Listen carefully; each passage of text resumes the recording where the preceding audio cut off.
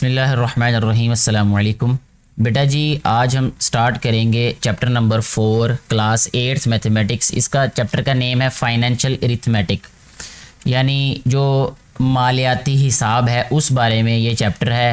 हम आज की इस वीडियो में सिर्फ फर्स्ट एक्सरसाइज को सॉल्व करेंगे। फर्स्ट एक्सरसाइज को स्टार्ट करने से पहले कुछ बेसिक कॉन्सेप्ट्स का पता होना चाहिए, जिसमें कंपाउंड प्रोपोर्शन है, यानी जो फर्स्ट एक्सरसाइज है इसमें कंपाउंड प्रोपोर्शन के बारे में हमने जो है वो स्टडी करना है, उनसे रिलेटेड क्वेश्चंस को सॉल्व करना है। यहाँ पे जो अल्फाज इस्तेमाल हो रहे हैं, जो वर्ड्स इस्तेमाल हो रहे हैं वो है कंपाउंड प्रोपोर्शन। प्रोपोर्शन जो वर्ड है ना, इसके बारे में आप लोगों ने पढ़ा होगा 6 क्लास में, ठीक है। मैं दोबारा थोड़ा सा रिवाइज करवा दूंगा। उसके लिए मैंने क्या किया है कि 6 क्लास के चैप्टर नंबर 6 में से ही ये एक छोटी सी मतलब कटिंग है, जिसको कटिंग कह लें या रेफरेंस ले लें, कि वहाँ पे चैप्टर का नेम था रेशो एंड प्रोपोर्शन, ठीक है। तो प्रोपोर्शन तक पहुँचने के लिए पहले हमें रेशो का कॉन्सेप्ट पता होना चाहिए, ठीक है। रेशो क्या होती है? रेशो कहते हैं बेटे न्यूमेरिकल कंपैरिजन। न्यूमेरिकल कंपैरिजन का मतलब कि नंबरों का मुवाजना, ठीक है। न्यूमेरिकल का मतलब होता है नंबर्स, हिंद से। जैसे मैं अगर कहूँ 5:4, तो 5 और 4 ये दोनों नंबर्स हैं, न्यूमेरल्स हैं ये, तो इनको कहते हैं numerical comparison. The numerical comparison between two quantities of the same kind. ये ज़रूरी है याद रखना कि सेम काइंड यानी एक ही तरह की दो जो मिकदारें हैं या दो हिस्से हैं या दो वैल्यूज़ हैं, उनका जो मुवाजना होता है ना, उसको हम रेशो कहते हैं, ठीक है। Comparison of two values, two numbers of the same kind. अब एक जगह पे ये भी इसकी डेफिनेशन थी, वो भी ज़रूरी है कि इनके यूनिट सेम होने चाहिए, ठीक है। यानी जो न्यूमेरिकल वैल्यूज़ हैं उनके यूनिट सेम होने चाहिए। जैसे किलोमीटर है तो किलोमीटर है, मीटर है तो मीटर है, ठीक है ना। इस तरीके से रुपीज़ है तो रुपीज़ है, यानी एक ही जैसी वैल्यू। सेम काइंड का मतलब भी ये है कि एक ही तरह की वैल्यूज़, यानी एग्स हैं तो उसका कंपैरिजन एग से ही हो सकता है, ठीक है। मुर्गी है तो मुर्गी से ही उसका कंपैरिजन हो सकता है। शेर है तो शेर के साथ कंपैरिजन हो सकता है। हमारी आम जिंदगी में भी हमें ये बहुत बड़ा एक लेसन मिलता है इस लेसन से, प्रैक्टिकल लाइफ के बारे में, कि जब भी हमें ज़िंदगी में कंपैरिजन करना पड़े तो कंपैरिजन हमेशा एक जैसी सिफात रखने वाले इंसानों से किया जाना चाहिए। अच्छा जी, ये तो रेशो के बारे में मैंने थोड़ी सी बात की। अब हम बात करते हैं प्रोपोर्शन की, ठीक है। प्रोपोर्शन से फिर आगे जाएंगे, फिर हम कंपाउंड प्रोपोर्शन की जानिब। अच्छा, प्रोपोर्शन क्या है बेटा? प्रोपोर्शन देखें यहाँ पे सिंपल और आसान ज़ुबान में अगर आपको मैं कहूँ तो ये है कि अगर टू रेशोज़ हों, उनके दरमियान में इक्वलिटी का साइन आ रहा है। जैसे यहाँ पे देखें, आपको स्क्रीन पे नज़र आ रहा होगा 1:2 ये एक रेशो है, 2:4 ये एक और रेशो है। टू रेशोज़ हैं और इनके दरमियान में इक्वलिटी का साइन है, बराबरी की अलामत है, तो इसको कहेंगे ये प्रोपोर्शन है, ठीक है। तो यहाँ पे लिखा हुआ है कि equality of two ratios is called proportion. Two ratios की इक्वलिटी क्या कहलाती है? प्रोपोर्शन कहलाती है। तो ये रेशो और प्रोपोर्शन का कॉन्सेप्ट हमने देखा प्रीवियस क्लास में से, जस्ट समझने के लिए, अपनी अंडरस्टैंडिंग को बेहतर डेवलप करने के लिए, इस चैप्टर के लिए। अब हम बात करते हैं कंपाउंड प्रोपोर्शन की। यहाँ पे उन्होंने पहले भी बता दिया कि we have learned in previous grades that the equality of two ratios is called proportion. देखें, ये equality of two ratios is called a proportion. यहाँ फिर प्रोपोर्शन की डेफिनेशन दे दी, रेशो की भी मैंने आपको बता दी थोड़ी देर पहले। If 4 quantities A, B, C and D are in proportion, अगर 4 क्वांटिटीज़ जो हैं वो प्रोपोर्शन में हो, प्रोपोर्शन का मतलब कि A और B रेशोज़ में होंगी, C और D रेशोज़ में होंगी, यानी दो वैल्यूज़ रेशोज़ में होंगी और उन दोनों के दरमियान में इक्वलिटी का साइन आएगा, तो उसको क्या कहेंगे? Are in proportion. Then mathematically these are written as A:B। ये जो साइन है डबल रेशो कह लें आप, या डबल रेशो का सिर्फ याद रखने के लिए, लेकिन डबल रेशो कहते नहीं है, इसको प्रोपोर्शन बोलते हैं, लेकिन साइन तो रेशो का ही 2 दफ़ा यूज़ किया है ना, तो हम यहाँ पे कहेंगे कि A:B proportion C:D। In fact it is a relationship between two ratios A:B and C:D। Proportion is of two kinds.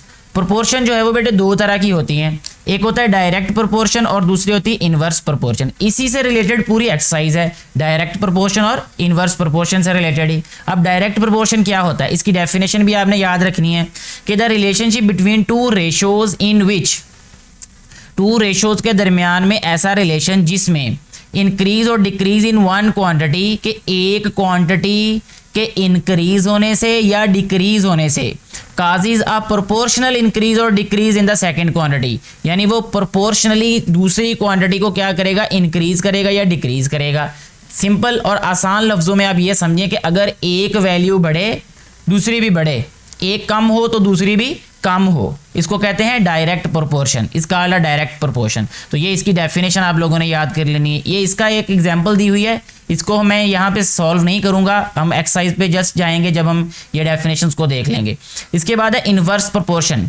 Inverse proportion क्या है, कहते हैं कि the relationship between to ratios in which increase in one quantity, यानी एक quantity के increase होने से, एक मिकदार के, एक कीमत के, एक वैल्यू के बढ़ने से causes a proportional decrease in the second quantity, तो प्रोपोर्शनली डिक्रीज हो यानी उलट हो जाए काम, ऑपोजिट हो जाए। इनवर्स का मतलब ही उलट होता है, ठीक है।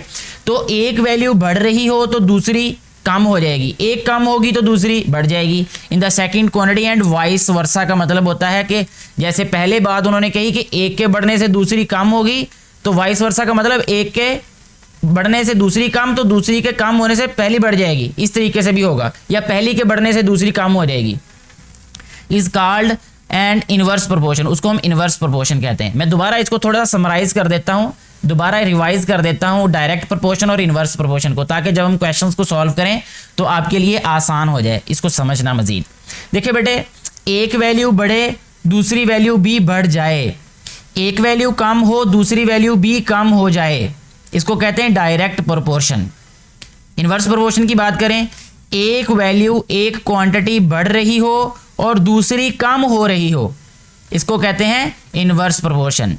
एक वैल्यू बढ़ रही हो तो दूसरी कम हो रही हो, या एक कम हो रही हो तो दूसरी ज़्यादा हो रही हो, तो इनवर्स प्रोपोर्शन है। अब आते हैं हम डेफिनेशन ऑफ कंपाउंड प्रोपोर्शन की। कहते हैं द रिलेशनशिप बिटवीन टू और मोर प्रोपोर्शंस, अगर टू प्रोपोर्शंस हो या टू से ज़्यादा प्रोपोर्शंस हो तो उनको हम कहते हैं कंपाउंड प्रोपोर्शन। ये कंपाउंड प्रोपोर्शन वाले क्वेश्चन हमने सॉल्व करने हैं, ठीक है जी। तो ये एग्जाम्पल दी हुई है, एग्जाम्पल को आप लोगों ने खुद एक दफ़ा देख लेना है। मैं जस्ट एक्सरसाइज की तरफ आऊँगा, एक्सरसाइज से आप लोगों को कॉन्सेप्ट बहुत क्लियर हो जाएगा इंशाल्लाह, अगर आप गौर से और सारी की सारी वीडियो देखेंगे तो। एक्सरसाइज 4.1 में टोटल बेटे 10 क्वेश्चन हैं। इस एक्सरसाइज की जो अगर हम बात करें तो टोटल 10 क्वेश्चन हैं। इसमें सबसे पहला क्वेश्चन हम सॉल्व करते हैं। गौर से आप लोगों ने इसकी स्टेटमेंट को सुनना है, समझना है। और अक्सर बेटे बेटियों को ये एक्सरसाइज इसलिए मुश्किल लगती हैं क्योंकि इसमें वर्ड प्रॉब्लम्स हैं और वर्ड्स को आम तौर पे ज़्यादा फोकस नहीं किया रहता, ठीक है। तो बहुत इजी है, ये समझना है आपने गौर से। तो पहला क्वेश्चन हम सॉल्व करते हैं इसका बेटे। इसमें फर्स्ट क्वेश्चन में क्या कहा गया है कि 30 मैन, 30 आदमी। मैं कोशिश करूँगा बहुत आहिस्ता आहिस्ता पहले क्वेश्चंस को बहुत ज़्यादा एक्सप्लेन करूँगा, फिर मुझे उम्मीद होगी कि आप लोगों की अंडरस्टैंडिंग डेवलप हो जाएगी, फिर आगे क्वेश्चन में स्पीड को बढ़ाएंगे। 30 मैन रिपेयर अ रोड, 30 आदमी एक सड़क को मुरम्मत करते हैं। इन 56 डेज, 56 दिनों में 30 आदमी एक सड़क को 56 दिनों में मुरम्मत करते हैं। बाय वर्किंग 6 आवर्स डेली, 6 दिन रोज़ाना काम करके। अब यहाँ पे आपने गौर करते जाना मेरा बेटा कि 30 मैन यानी मैन की बात की गई है, डेज की बात की गई है एंड आवर्स की बात की गई है, ठीक है जी। हमारे पास 3 वैल्यूज आ गई यहाँ पे। इन हाउ मैनी डेज 45 मैन, यानी मैन की मैन से रेशो होगी, डेज की डेज से रेशो हो सकती है और आवर्स की आवर्स से रेशो हो सकती है, ठीक है जी।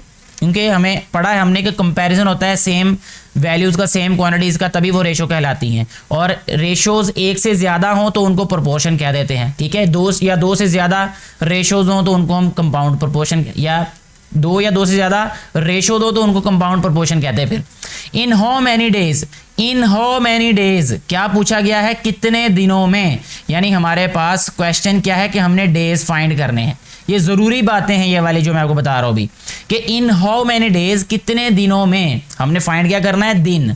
45 मैन, 45 आदमी will repair the same road, इसी रोड को 45 आदमी कितने दिनों में रिपेयर करेंगे। बाय वर्किंग 7 आवर्स डेली, 7 घंटे रोजाना काम करके। पहले आदमी कितने थे, 30, अब आदमी बढ़ा के 45 कर दिए गए, 45 कर दिए गए थे।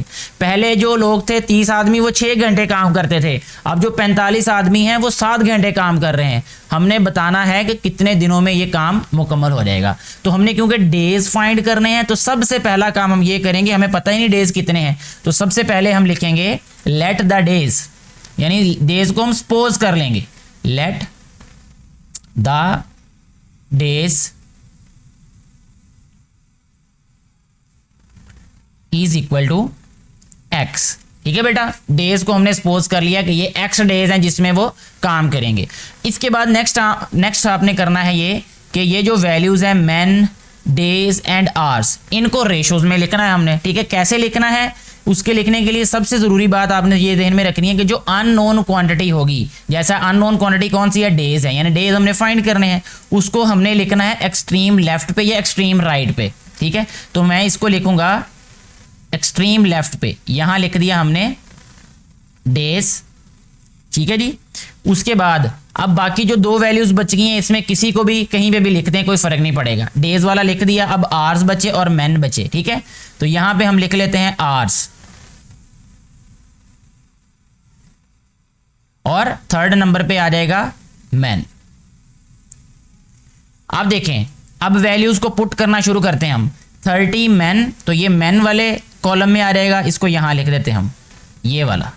ठीक है, फिर था 56 डेज, इसको डेज वाले में लिख देना कॉलम में, ये आ जाएगा 56 डेज। 6 आवर्स काम किया, ये आवर्स के नीचे आ जाएगा, यानी ये एक हमने जो है वो रो मुकम्मल कर ली है। ठीक है, अब नेक्स्ट देखिए, in how many days, in how many days पूछा गया था, तो हमने कहा कि let the days is equal to x, तो यहां पे डेज के नीचे लिखेंगे हम एक्स। ठीक है जी, इसके बाद है 45 मैन, मैन के नीचे लिख देना हमने 45। नेक्स्ट देखें, 7 आवर्स वर्क कर रहे हैं वो। ठीक हो गया, ये एक ज़रूरी स्टेप था ये भी, जिसमें आपको समझ होनी चाहिए कि हमने कैसे कैसे वैल्यूज़ को राइट करना है।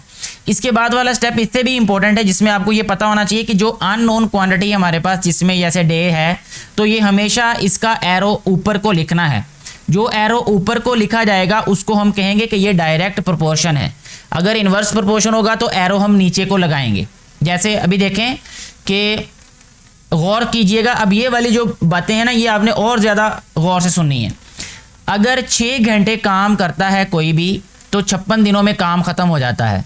ठीक है, और अगर 7 घंटे काम करेगा तो 56 दिन लगेंगे या थोड़े दिन लगेंगे, ज़्यादा दिन होंगे इससे 56 दिनों से, या कम होंगे।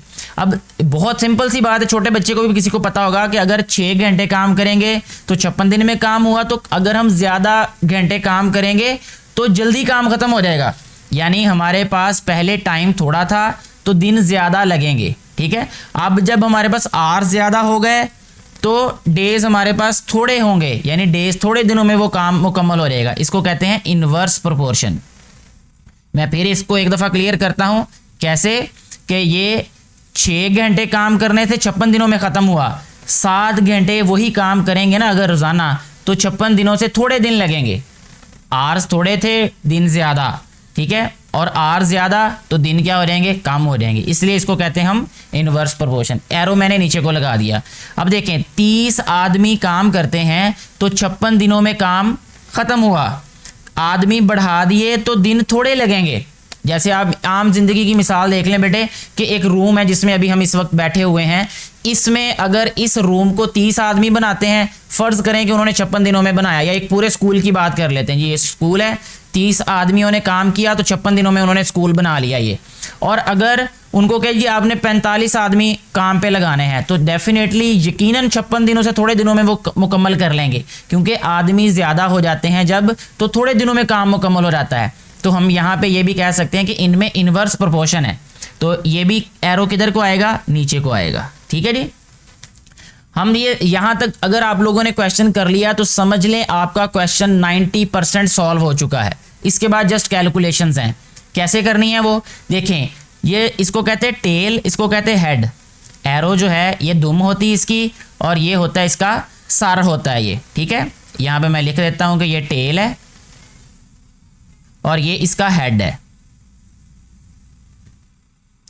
अच्छा, अब जो लिखना कैसे इसको, जो टेल के सामने नंबर होगा ना उसको हम लिखेंगे ऊपर, और जो हेड के सामने नंबर होगा उसको हमेशा नीचे लिखेंगे। ठीक है, कैसे लिखेंगे, अब यहां पे इस वैल्यू को इस वैल्यू में हम लिखेंगे x upon 56।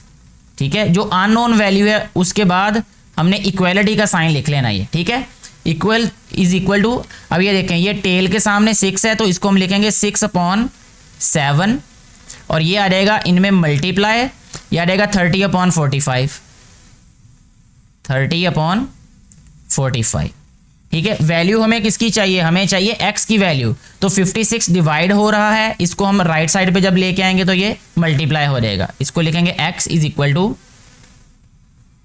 6 upon 7 multiply by 30 upon 45 multiply by 56। अब आखिरी स्टेप है ये इसका, इस क्वेश्चन का, कि हमने जस्ट इसको कैंसिल करना है। ठीक है, कैंसिल देखें, ये 5 क्लास में ये कॉन्सेप्ट बहुत अच्छे तरीके से मैं समझाने की कोशिश करता हूं कि बेटे आप लोगों ने सिर्फ एक रूल याद रखना है कैंसिलेशन का। जब भी मल्टीप्लाई वाले क्वेश्चन करते हैं, 3rd चैप्टर जो है वहां पे वो इसी के बारे में है, ये डिवाइड और मल्टीप्लाई के बारे में फ्रैक्शंस के। तो ये बात याद रखनी है कि जब भी फ्रैक्शंस को मल्टीप्लाई किया जाता है यानी ओवर वाली वैल्यूज़ को, तो सिर्फ आमने सामने जो वैल्यूज़ लिखी है ना उनको हम कैंसिल नहीं कर सकते, ऊपर नीचे भी कर सकते हैं। जैसे 6 और 7 है, 30 और 45 है, 56 है और इसके ओवर में 1 होगा, क्योंकि जिस नंबर के ओवर में कुछ नहीं होता उसमें 1 होता है। तो ऐसे ऊपर नीचे भी कैंसिल कर सकते हैं और क्रॉस में भी कर सकते हैं, यानी 7 और 56 को, 45 और 6 को, 30 को और 7 को, इस तरीके से अगर होते हो तो। आप देखें 7 1s are 7, 7 8s are 56, table अच्छे तरीके से आने चाहिए। 3 1s are 3, 3 5s are 15, यानी 15 3s are 45, 3 2s are 6। ठीक है, 15 1s are 15, 15 2s are 30, cancel हो गया, नीचे 1 1 1 रह गया। तो अब नेक्स्ट स्टेप में हम इसको लिखेंगे, एक स्टेप में और इंक्रीज कर देता हूं आपकी आसानी के लिए, जस्ट कि ये ऊपर जो न्यूमरेटर है वो है 2 multiply by 2 multiply by 8 upon 1 multiply by 1 multiply by 1। ठीक है, और जब हमने इनको मल्टीप्लाई करना है तो हमारे पास आंसर क्या आ जाएगा, 2 2s are 4, 4 8s are 32, 32 और साथ में क्योंकि ये x है और x डेज थे तो यहाँ पे आंसर में आ जाएगा 32 डेज, 32 डेज आंसर होगा इस वाले क्वेश्चन का। ठीक है, मुझे उम्मीद है कि ये क्वेश्चन आपको अच्छे तरीके से समझ आ चुका होगा। किसी भी कंफ्यूजन की सूरत में आप नीचे कमेंट करके पूछ सकते हैं। नेक्स्ट हम सॉल्व करते हैं क्वेश्चन नंबर 2, जिसकी स्टेटमेंट कुछ इस तरह से है कि if 60 women spin 48 kg of cotton, अगर 60 खवातीन 48 किलोग्राम कॉटन जो है उसको स्पिन करती हैं बाय वर्किंग 8 आवर्स डेली, रोजाना 8 घंटे काम करके, how much cotton will 30 women spin, 30 जो खवातीन हैं वो कितनी जो है वो कॉटन है उसको स्पिन करेंगी बाय वर्किंग 12 आवर्स डेली, रोजाना 12 घंटे काम करने से। तो ज़रूरी इस क्वेश्चन में भी यही है, हर एक क्वेश्चन में, कि सबसे पहले हमें ये आइडेंटिफाई करना है कि हमने फाइंड क्या करना है, how much cotton, quantity of cotton हमने फाइंड करनी है। ठीक है, तो यहाँ हम लिखेंगे लेट, यहाँ अभी लिख देते हैं जी, let women spin cotton, women spin cotton is equal to x। ठीक है, x वेरिएबल ले लें, y ले लें, इससे कोई फर्क नहीं पड़ेगा। नेक्स्ट देखें जी, अब हमारे पास 3 वैल्यूज हैं यानी 3 क्वांटिटीज हैं, एक वेमेन बताया गया है, 48 kg कॉटन है और 8 आवर्स हैं।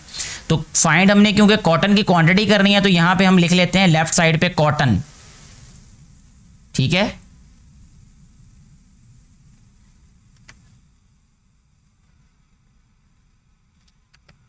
सेकंड नंबर पे हम लिखेंगे, अब यहां पे वेमेन लिख लेते हैं यहाँ पे, बाकी आपकी मर्जी है, आप यहां पे आवर्स भी लिख सकते हैं। यहां पे थर्ड नंबर पे अब हम लिख देते हैं आवर्स, यानी वर्किंग आवर्स जो भी हैं जी। अब हम वैल्यूज को सब्स्टिट्यूट करते हैं इसमें, 60 वेमेन है तो यहाँ वेमेन वाले कॉलम में लिख देते हैं 60, 48 kg कॉटन है तो यहाँ पे कॉटन वाले में 48 लिख देते हैं, कॉटन इन kg भी लिख देते हैं यहाँ पे ऊपर ताकि यूनिट का पता रहे। ठीक है जी, इसके बाद है 8 आवर्स, यहाँ पे आवर्स वाले के नीचे 8 लिख देते हैं। नेक्स्ट देखें हाउ मच कॉटन, हमने सपोज किया है कि x kg ऑफ कॉटन वो जो है वो स्पिन करेंगी। 30 वेमेन, यानी वेमेन कितनी है उनकी क्वांटिटी लिख दी यहाँ पे। उसके बाद वर्किंग 12 आवर्स, यानी टाइम कितना है जितना वो काम कर रही हैं, तो 12 आवर्स हैं, तो आवर्स वाले कॉलम में आ जाएगा ये। नेक्स्ट देखें बेटे 48 में x, यानी इस कॉलम में x है तो इसको हम डायरेक्ट प्रोपोर्शन राइट करेंगे, ये आ गया डायरेक्ट प्रोपोर्शन। नेक्स्ट देखें यहाँ पे अगर 60 वेमेन हैं तो 48 kg कॉटन को वो स्पिन करती हैं। अगर ख़वातीन थोड़ी होंगी तो डेफिनेटली वो थोड़ी ही कॉटन स्पिन करेंगी। ज़्यादा लोग हों तो ज़्यादा काम करते हैं, कम लोग हों तो कम काम करते हैं। ज़्यादा ज़्यादा, कम कम, more more, less less, increase increase, decrease decrease, इसको कहते हैं डायरेक्ट प्रोपोर्शन। इसलिए इसमें जो एरो आएगा वो ऊपर की जानिब आएगा यहाँ पे। इसके बाद देखें इसमें आर्स और कॉटन, इसमें क्या रिलेशन होगा, फिर देखते हैं कि क्या हमारे पास जो है वो प्रोपोर्शन कौन सा बनेगा। अगर 8 आवर्स काम किया जाता है तो 48 kg जो है वो स्पिन होती है कॉटन। और अगर 12 आवर्स, यानी 8 से ज़्यादा ही है ना, ये 8 से ज़्यादा घंटे काम किया रहेगा तो ज़्यादा कॉटन जो है वो स्पिन होगी। थोड़े घंटे काम किया रहेगा तो थोड़ी कॉटन स्पिन होगी, ज़्यादा घंटे काम किया रहेगा तो ज़्यादा कॉटन स्पिन होगी। तो इसलिए ये भी प्रोपोर्शन कौन सा हुआ, डायरेक्ट प्रोपोर्शन हो गया ये भी। ठीक है जी। अब इसके बाद जो नेक्स्ट स्टेप है उसमें हमने जस्ट इसको सिंप्लीफाई यानी कैलकुलेशंस करनी है इनकी। क्या होगा, यहाँ लिखते हैं हम x upon 48 is equal to 30 upon 60 multiply by 12 upon 8। ठीक है, x की वैल्यू चाहिए हमें, तो ये इस तरह आ जाएगा। अब हमारे पास 30 upon 60 multiply by 12 upon 8 multiply by 48। अब इसको कैंसिल कर देते हैं हम। देखें 12 5 आर 60, ठीक है, 5 6 आर 30, 8 1 आर 8 और 8 6 आर 48। कैंसिल हो गए ये सारे। ठीक है जी।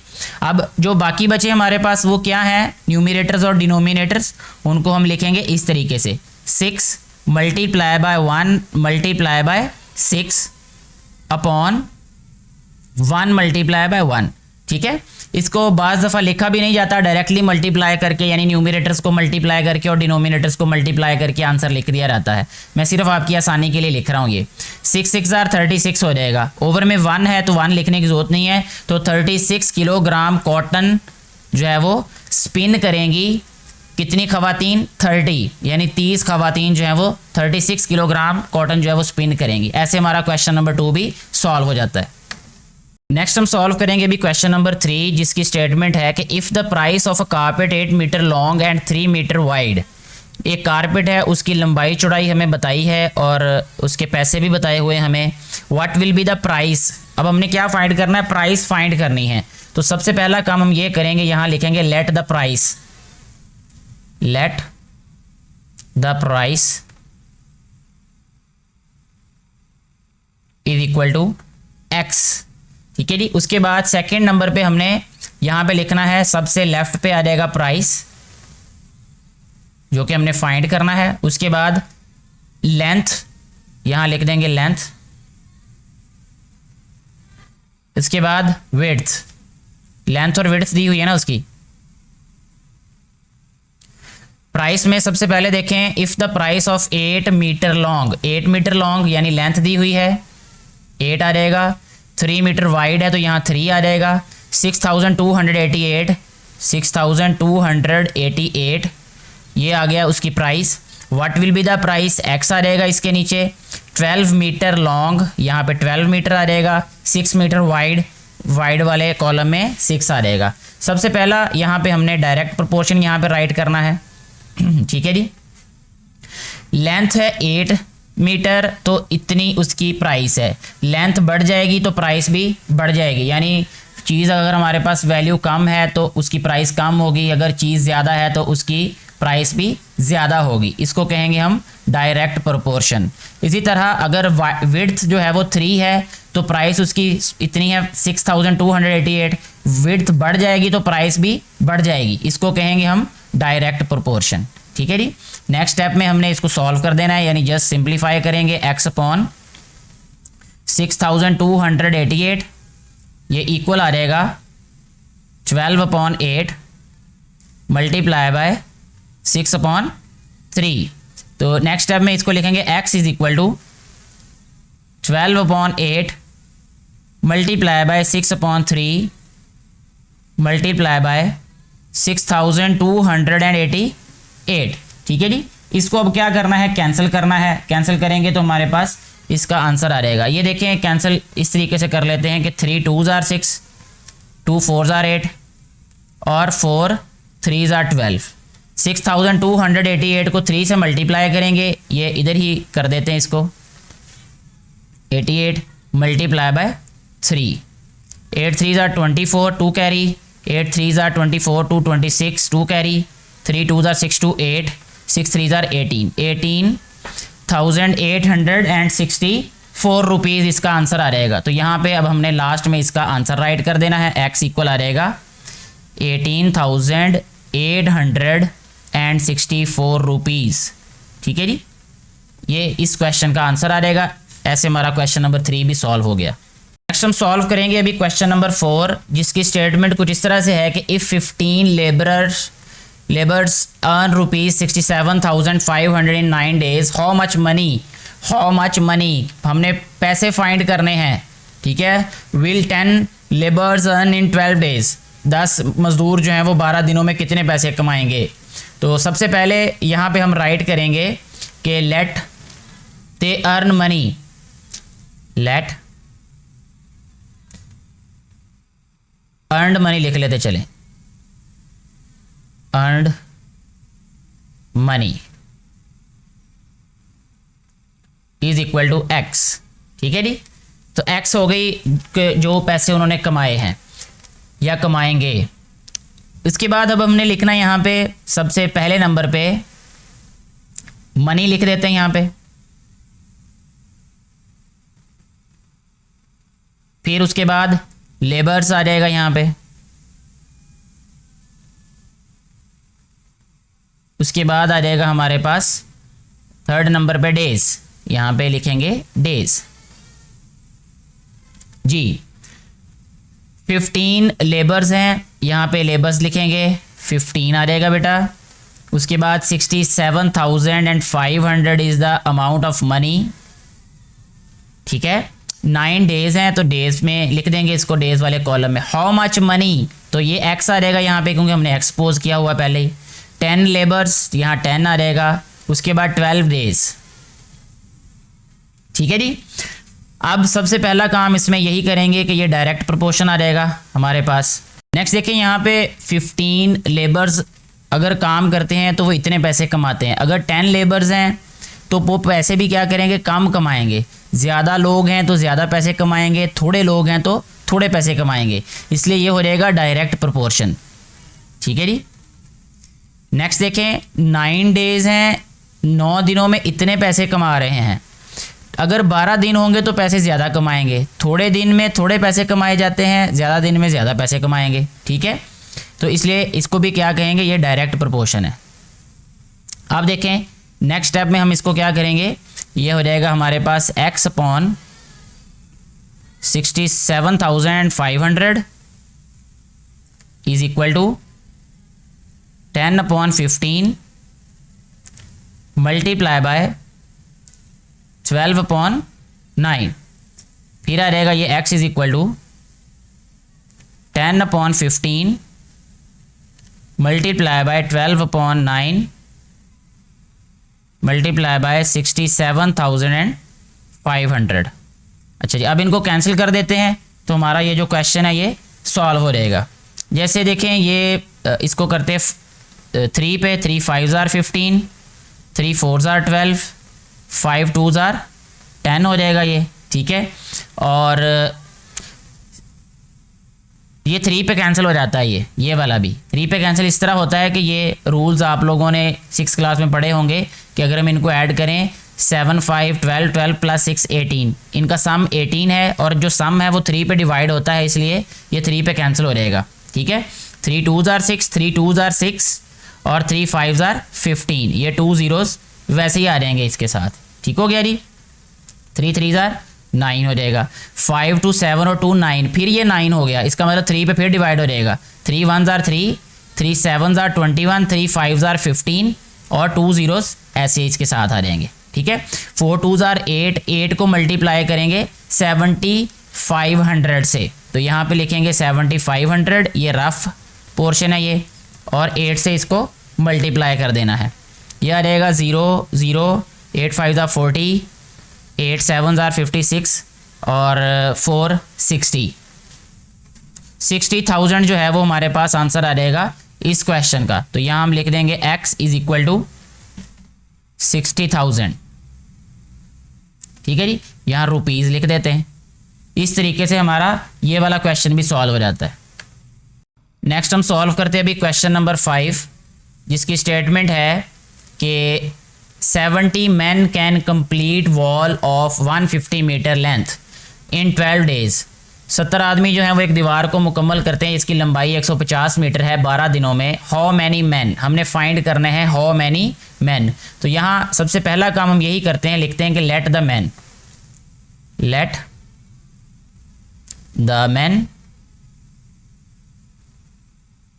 Is equal to x. How many man will complete the wall of length 600 metre in 30 days. तो कितने आदमी जो हैं वो 600 मीटर लंबाई की जो दीवार है उसको 30 दिनों में मुकम्मल करेंगे।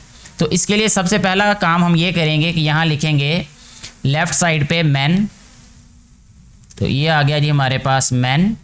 उसके बाद है लेंथ, सेकंड नंबर पे यहाँ लिख देते हैं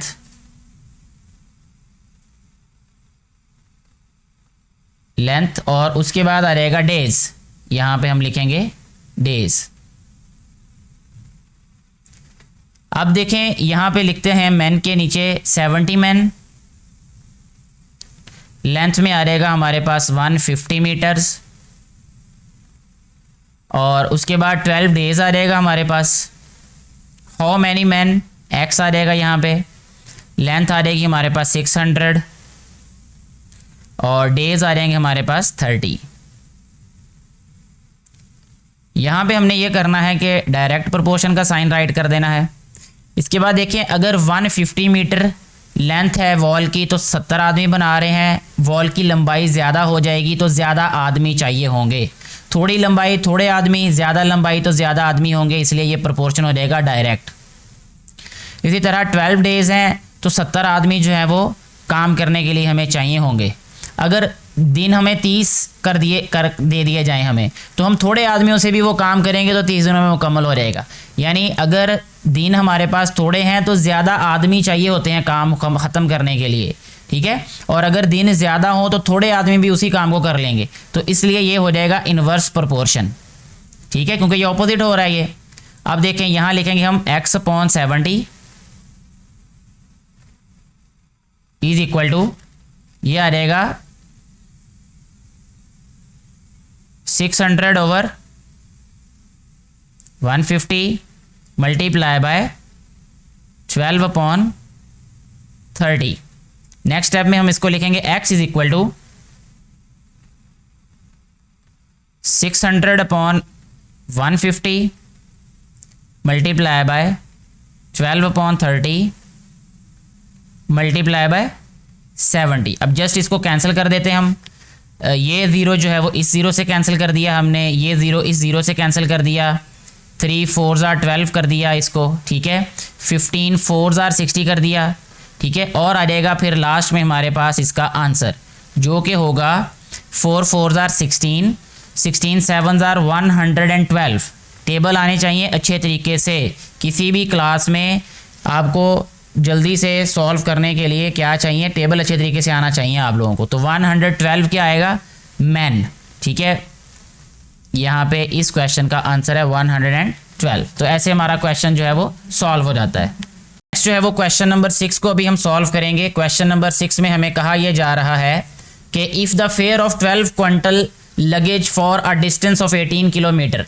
12 क्वांटल जो लगेज है उसका जो डिस्टेंस है 18 किलोमीटर वो 12 रुपीज़ है। हाउ मच फेयर, हमने फाइंड करना है fare. Will be charged, fare find करेंगे तो सबसे पहले हम लिखेंगे let the fare be, let the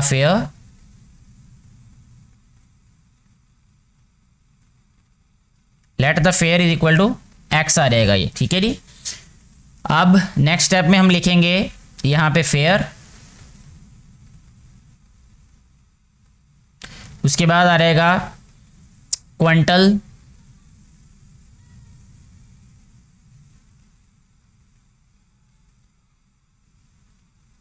इसके बाद आ रहेगा किलोमीटर्स या डिस्टेंस लिख लें, यहां पे डिस्टेंस ज़्यादा बेहतर होगा लिखना,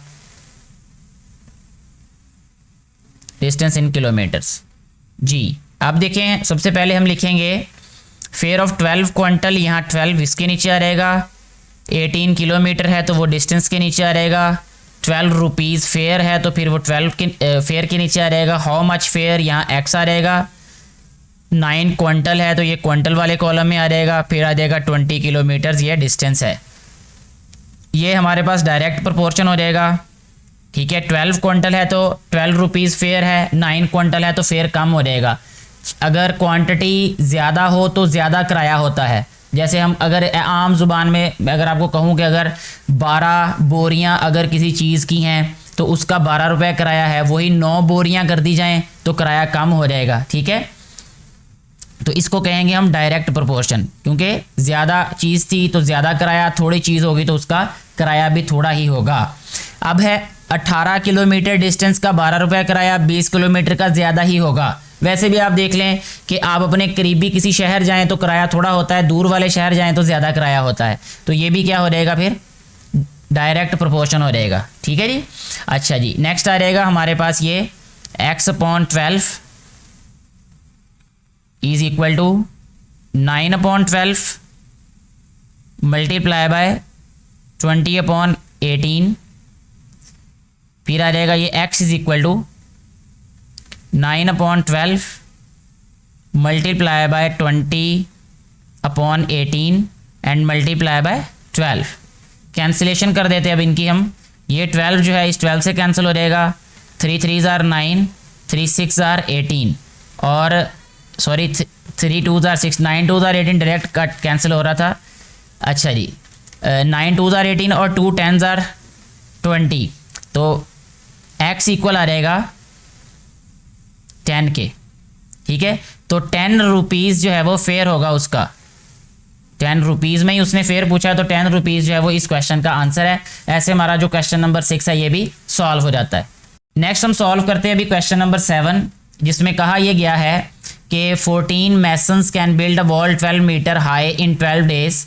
14 मिस्त्री जो हैं, जिसे हम मिस्त्री कहते हैं, वो 12 मीटर लंबी जो हाई ऊंची जो है वो दीवार उसको 12 दिनों में मुकम्मल करते हैं। हाउ मैनी मैसन्स, हमें ये पता करना है कि कितने हमें मिस्त्री चाहिए। Will be needed to build a wall 120 metre high, 120 metre बुलंद जो दीवार होगी उसको कितने जो है वो मैसन हमें चाहिए होंगे इन 7 डेज, 7 दिनों में मुकम्मल करने के लिए। तो यहाँ सबसे पहला काम हम लिख लेते हैं, लेट द मैसन्स, लेट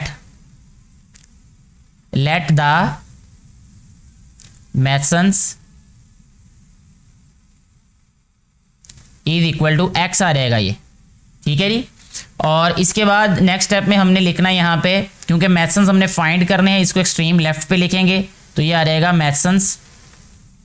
उसके बाद आ जाएगा ये 12 मीटर हाई है तो हाइट लिख देंगे इसकी, ठीक है। और उसके बाद डेज यहाँ पे आ जाएगा, ठीक है जी। अब सबसे पहले यहाँ पे हमने मैसन्स लिखने हैं,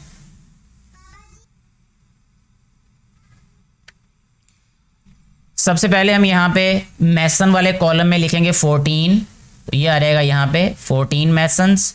उसके बाद 12 मीटर हाई, उसके बाद आ जाएगा 12 डेज। हाउ मैनी मैसन्स हमने सपोज किए हैं x to build 120 metre high, ये आ जाएगा 120 और 7 डेज, डेज अब कम हो गए हैं। अच्छा जी, नेक्स्ट स्टेप में ये आ जाएगा हमारे पास, अब डायरेक्ट प्रोपोर्शन है ये। अब 12 मीटर हाई है तो 14 मैसेज चाहिए, 120 मीटर है तो ज़्यादा लोग चाहिए। देखें अगर लंबाई थोड़ी है तो थोड़े आदमी वो काम कर लेंगे, ज़्यादा लंबाई होगी तो ज़्यादा आदमी चाहिए होंगे हमें। तो ये हो गया हमारे पास डायरेक्ट प्रोपोर्शन, ठीक है जी। इसी तरह 12 डेज़ हैं तो 14 मैसन जो है वो उस काम को ख़त्म करते हैं। दिन अगर हमारे पास काम कर दिए रहे तो हमें मिस्त्री बढ़ाने पड़ेंगे, आदमी बढ़ाने पड़ेंगे उसी काम को ख़त्म करने के लिए, ठीक है। दिन ज़्यादा दे तो मैसन थोड़े हैं, दिन अगर थोड़े हैं तो मैसन ज़्यादा चाहिए, इसलिए ये हो जाएगा बेटा इन्वर्स प्रोपोर्शन, ठीक है जी। इसको गौर से आपने समझना है, समझने के बाद जो है वो आप लोग जो है वो इसको सॉल्व करने के काबिल हो जाएंगे आसानी से। अच्छा, अब इसके बाद नेक्स्ट हम लिखेंगे इसको x/14 is equal to 120/12 multiply by 12/7। x equal आ जाएगा 120/12 मल्टीप्लाई बाय 12/7 मल्टीप्लाई बाय 14। तो ये आएगा जी। अब हमारे पास कैंसिल करना है इनको, ये 12 इस 12 से कैंसिल, 7 2s are 14 हो गया, 122s are 12 2s are 14 होता 24 होता है। तो आंसर आ जाएगा हमारे पास इसका x इज इक्वल टू 24 लिख के 0 वैसे ही चिपक जाएगा इसके साथ। तो 240 क्या आएगा हमारे पास मैसन्स, यहाँ पे लिख देते हैं मैसन्स, ठीक है। तो इस तरीके से हमारा ये वाला जो क्वेश्चन नंबर 7 है वो भी सॉल्व हो गया। नेक्स्ट हम सॉल्व करते हैं ये भी क्वेश्चन नंबर 8। इसमें कहा गया है कि 15 machines prepare 360 sweaters in 6 days, 3 machines get out of order. पहले टोटल 15 मशीन्स थी, वो 360 स्वेटर बनाते 6 दिनों में, 3 उनमें से ख़राब हो गई हैं, यानी 3 अगर ख़राब होगी तो बाकी 12 बच गई। वो जो 12 मशीन्स थी वो कहता है कि how many sweaters can be prepared in 10 days. तो जो बाकी मशीन्स हैं वो remaining by the remaining how many sweaters, तो स्वेटर्स हमने फाइंड करना है कितने स्वेटर्स बनाएंगी वो जो बाकी 12 मशीन्स होंगी। तो सबसे पहले हमने क्योंकि फाइंड करना है क्वांटिटी ऑफ स्वेटर्स, तो कहते हैं लेट द स्वेटर्स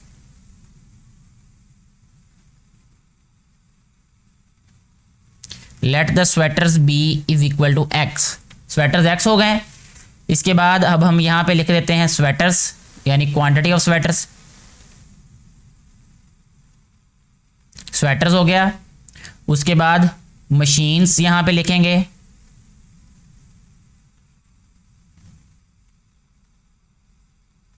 फिर आ जाएगा जी हमारे पास डेज।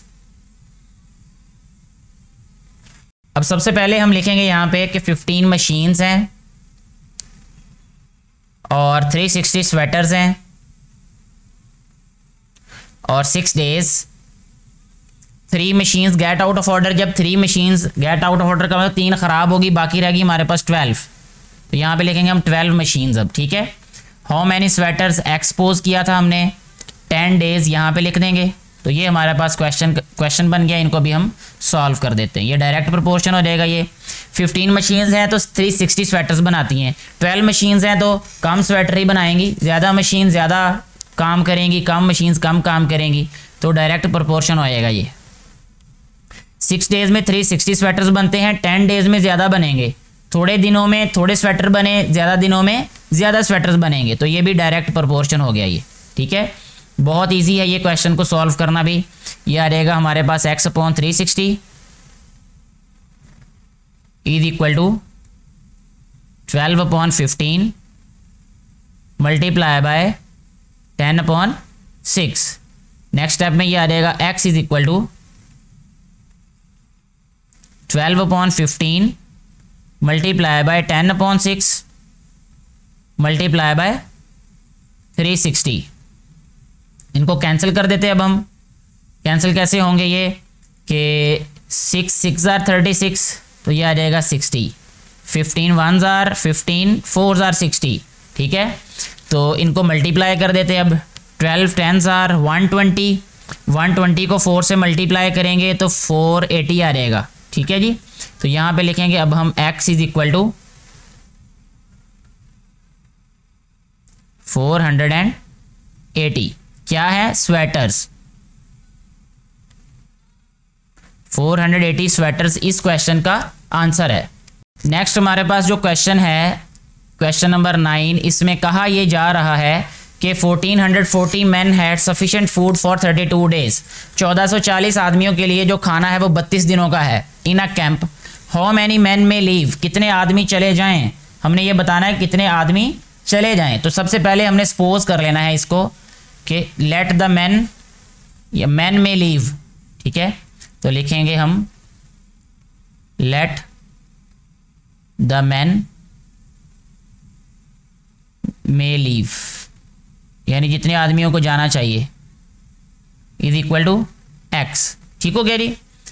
अच्छा जी, हाउ मैनी मैन में leave the camp so that the same food is sufficient for 40 days, कि उतना ही खाना जो है वो 40 दिनों के लिए काफ़ी हो जाए। When the ration is increased by 1.5 times, जबकि अगर एक रोटी पहले खाते थे अब उनको 1.5 रोटी देना शुरू कर दी गई है।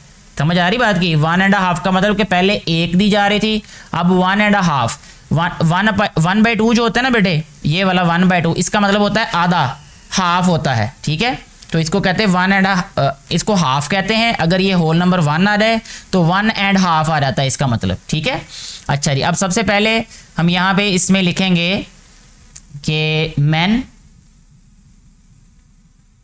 ठीक है जी, और उसके बाद आ रहेगा डेज, और फिर राशन या जो फूड है वो लिख लेते हैं यहाँ पे, इसको लिखते हैं जी अब हम फूड। अच्छा जी, अब देखें यहाँ पे इसको लिखना कैसे हमने कि जी, इसको हम लिखेंगे अब मैन 1440 मैन है तो यहाँ पे आ जाएगा 1440, और डे 32 डेज हैं। फूड का जैसे आपको मैंने बताया कि पहले जो था वो 1 था एलिमेंट, फिर 1.5 हो गया, तो हम यहाँ पे लिख लेते हैं 1। ठीक है, अच्छा जी। अब नेक्स्ट में देखें second, how many man, x आ जाएगा यहाँ पे। 40 डेज के लिए हमने फाइंड करना है, डेज आ जाएगा, फूड आ जाएगा। 1.5 को 1.5 भी लिख सकते हैं। ठीक है, 1.5 भी लिख सकते हैं क्योंकि ये हमारे पास कंपाउंड फ्रैक्शन में वैल्यू आ जाती है, बजाय इसके कंपाउंड के आप इसको पॉइंट में लिख लें, वो ज़्यादा ईजी होगा मेरे मुताबिक। ठीक है, बाकी आप इसको उसमें भी लिख लें, फ्रैक्शन में भी, तो कोई फ़र्क नहीं पड़ेगा, क्वेश्चन तो सॉल्व हो ही जाएगा। ये डायरेक्ट प्रपोर्शन हुआ। 32 डेज हैं तो इतने आदमी उस खाने को खाते हैं।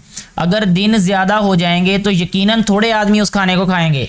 ठीक है ना, अगर दिन थोड़े हैं तो आदमी ज़्यादा वो खाना खा सकते हैं। अगर दिन ज़्यादा गुजारने पड़े, जैसे अगर कहें जी जहाज़ में खाना आपके पास महदूद है, ठीक है, और अगर 32 दिनों में वो खाना ख़त्म होता है, 1440 आदमी खा लेते हैं, अब वो कहें जी नहीं अब 40 दिन तक इसी खाने से गुजारा करना है, तो यकीनन थोड़े आदमी खाएंगे, बाकी रह जाएंगे।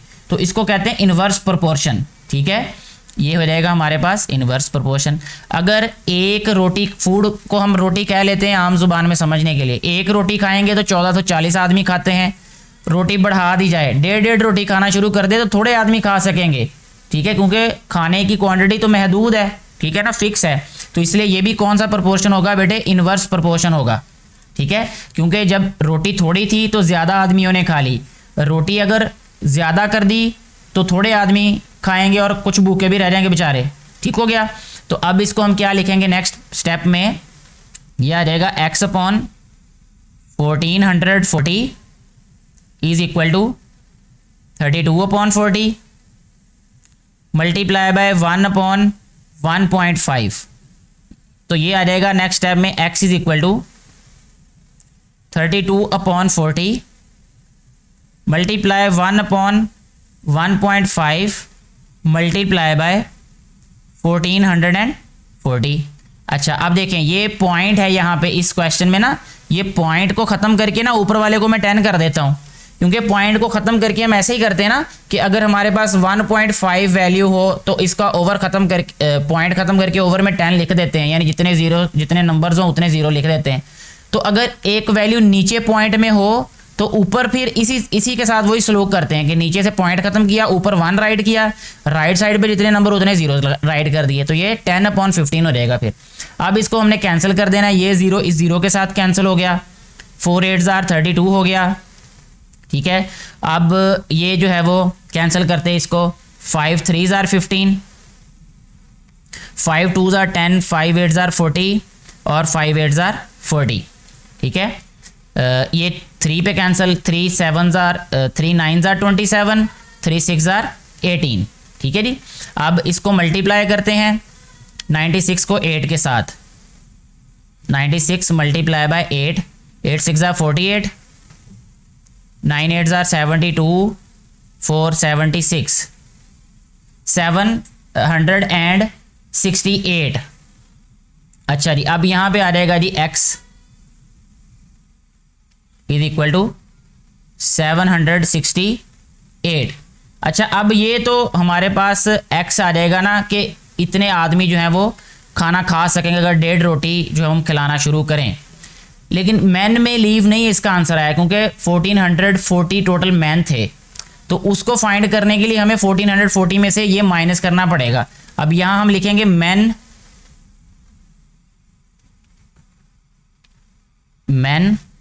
May leave.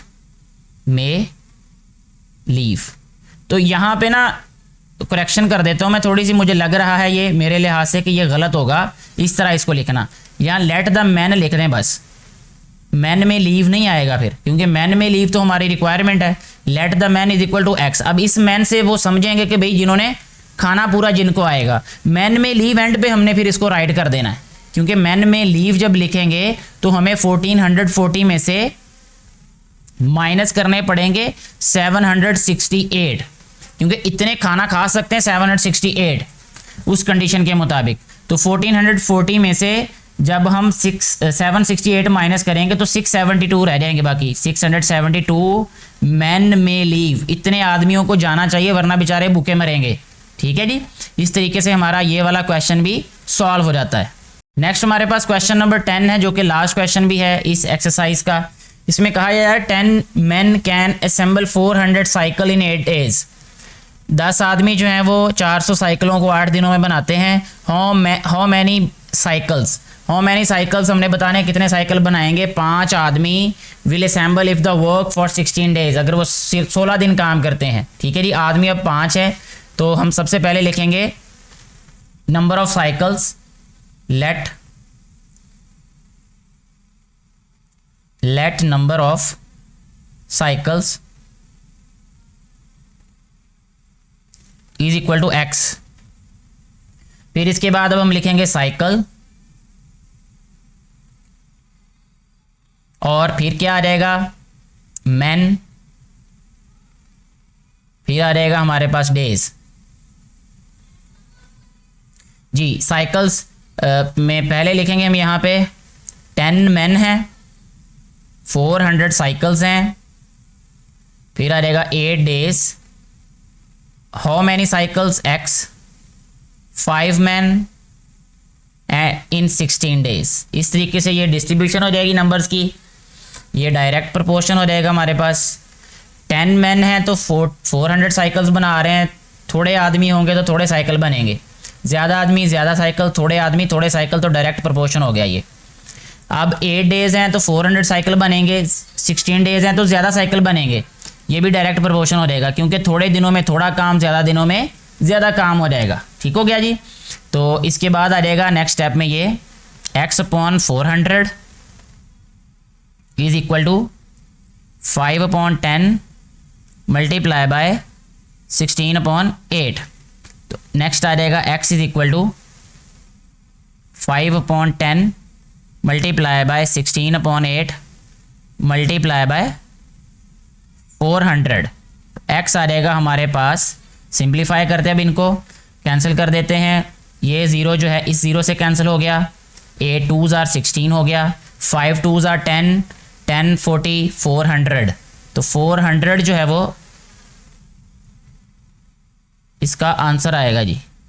ठीक है जी, तो इस तरीके से ये हमारा आंसर है इस क्वेश्चन का। यहाँ साइकिल भी लिख लेते हैं, 400 साइकिल्स। ठीक है, उतने ही साइकिल बनेंगे, दिन ज़्यादा हो जाएंगे, पहले 8 थे अब ज़्यादा हो गए। वैसे भी अगर आप ज़ुबानी भी देखें तो पहले 10 आदमी थे, अब आदमी कम हो गए, लेकिन पहले दिन 8 थे अब दिन डबल हो गए, आदमी कम हो गए, तो साइकिल भी फिर क्या हो जाएंगे, उतने ही रहेंगे फिर। ठीक है, इस तरीके से हमारा ये क्वेश्चन भी सॉल्व हो गया और एक्सरसाइज भी कंप्लीट होगी। मुझे उम्मीद है कि ये सारे क्वेश्चंस आपको अच्छे तरीके से समझ आए होंगे। किसी भी कन्फ्यूजन की सूरत में नीचे कमेंट करके आप अपना क्वेश्चन पूछ सकते हैं। Thank you very much.